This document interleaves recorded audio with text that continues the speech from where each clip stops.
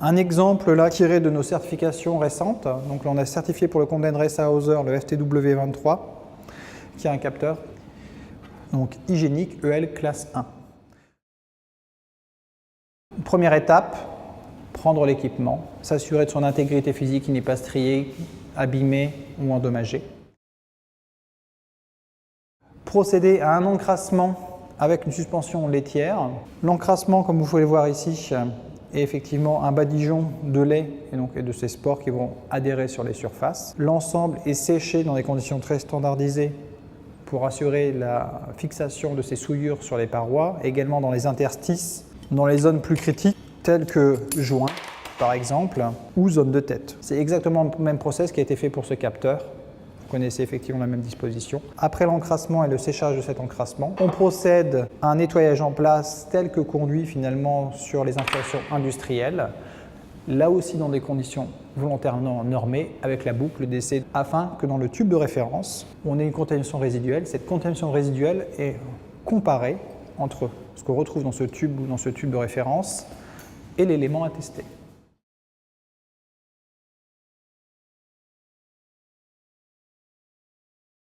Constitution d'une boucle relativement standard pour du nettoyage en place, une cuve de lancement eau en circuit ouvert, un détergent spécifique HEDG designé pour cet essai de document de test HEDG, lancement par la pompe centrifuge, des conditions stables définies auxquelles sera soumis le tube de référence et ici le capteur à tester.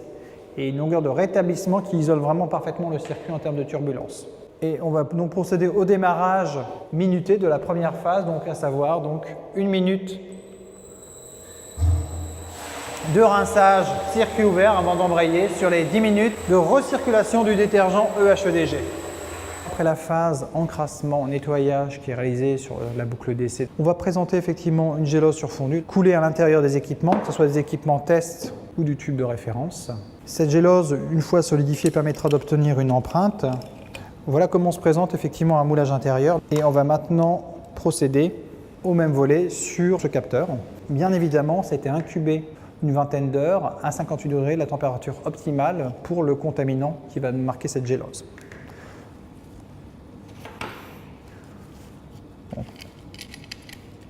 On procède là aussi au démontage de l'ensemble. On va donc procéder maintenant à l'extraction de cet élément pour accéder au maximum d'informations sans abîmer la gélose. Et vous voyez pouvoir ici la contre-empreinte. Vous retrouvez exactement l'insertion du nez du capteur à l'intérieur de la gélose.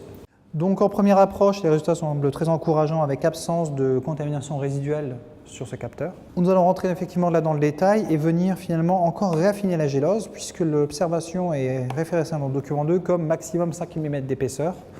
Donc le but du jeu étant effectivement de dégager au maximum la gélose pour l'exposer au mieux à cette table lumineuse pour venir bien vérifier élément par élément, individuellement et les répertorier, que ce soit au niveau de l'empreinte ici, de la zone inox, que ce soit l'empreinte de la zone pic ou l'empreinte de la partie affleurante du joint, on n'a en aucun cas présence de jaune, même en vue de détail. Donc là, ici, on notera, malgré l'incubation, une absence totale de coloration jaune, c'est-à-dire que le nettoyage était intégral. La coloration est jaugée par rapport à un disque colorimétrique de référence. Et voici des exemples de boîtes où on peut voir effectivement ici le témoin, la gélose native sans germination des agents biologiques, et la même avec présence de spores. Donc on reconnaît à l'instant les traces de colonies sur la surface et également une décoloration jaune très visible, très marquée, qui indique une contamination résiduelle.